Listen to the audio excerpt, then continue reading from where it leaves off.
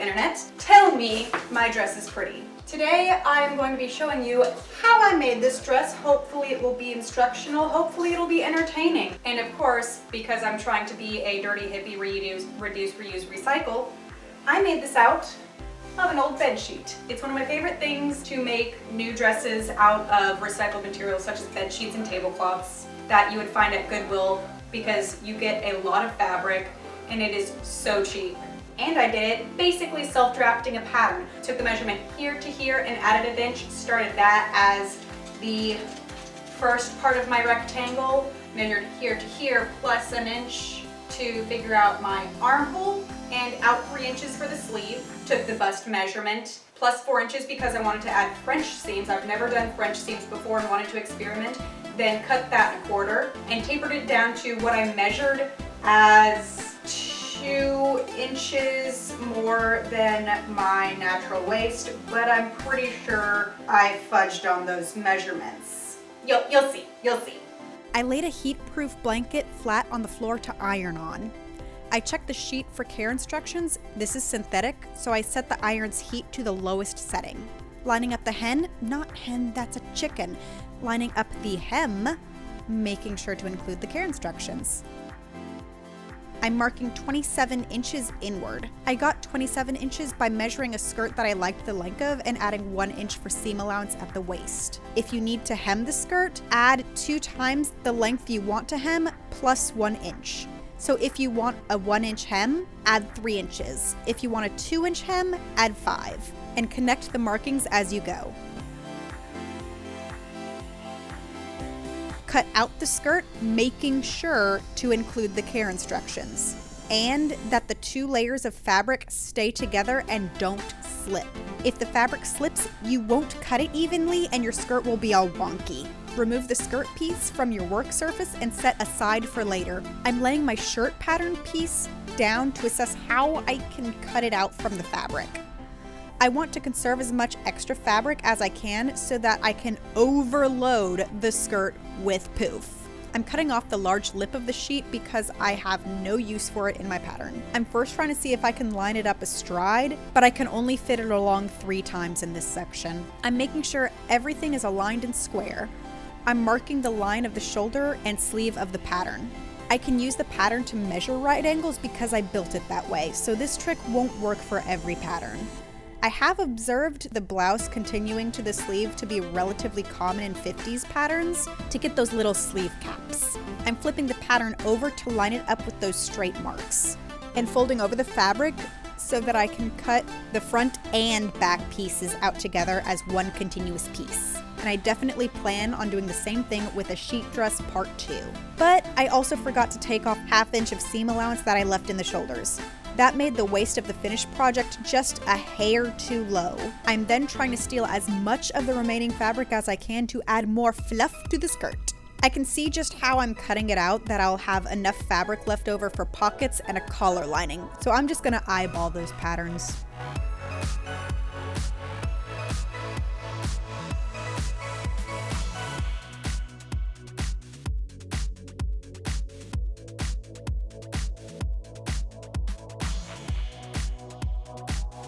Okay, so I have the bodice cut out. That is just a U shape that I'm going to put in there to line the collar. That is all the scrap that I have left over. It's not a lot. I'm probably going to make it into like little produce bags or something.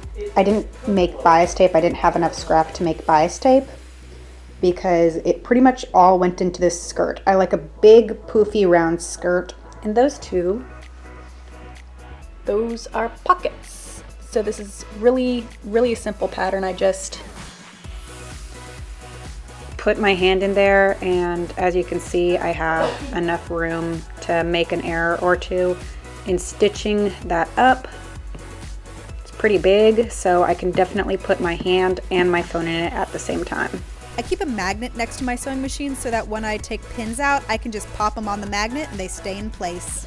I started sewing by making a simple square quilt, so I only had to sew in straight lines. I'm starting with sewing the collar to the collar lining because curves are something that I'm still getting used to, and I want to be at my full mental facilities while doing so I can concentrate more. It's also worth noting that I'm using a basic home sewing machine, so I cannot sew over the needles. A lot of popular YouTube sewers will sew over their needles, but that's usually because they have invested in an industrial sewing machine. If your needle hits the pins, you can easily mess up the machine. And I've heard stories of the needle snapping and hitting someone. Worst case scenario, you or your pets could be hurt. I pinned the sides of the blouse, right sides facing out, wrong sides facing together. Then sewing up, making a right angle to sew through the sleeves, and cutting off the excess. I then repeat for the other side.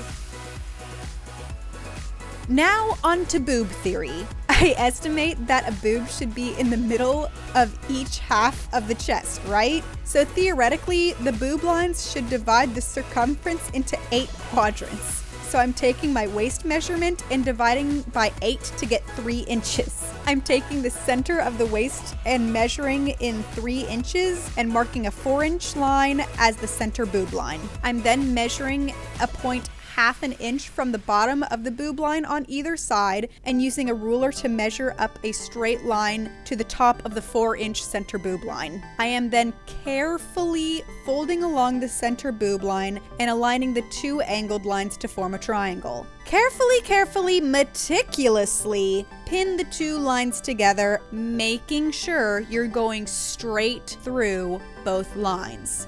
If you are not careful, your boob lines will be lopsided and wavy. After that, sew straight over the lines, making sure not to let the fabric slip when removing the needles. Repeat for every boob. Okay, so I pinned around here. So the pocket, this is going to be the seam side. So this is the bad side, and the pocket is currently facing the good side because we're going to pop it back in. And I marked right here where the top of it is and pinned it a little bit extra over there. So now pocket is fully installed.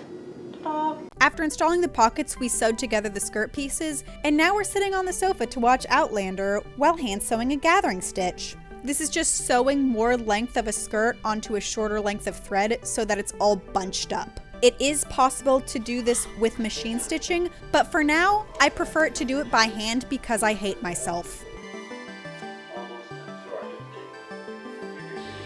So long and I've only done 2 inches.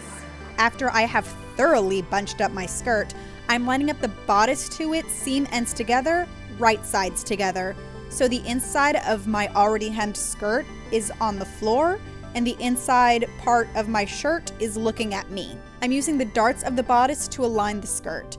Since my skirt is divided into approximately thirds, I'm putting the seam where the pockets are directly in between the boob line and the side seam. I'm pinning at strategic locations to make sure everything is centered and even. Then adding a metric ton of pins to keep the skirt in place on the shirt.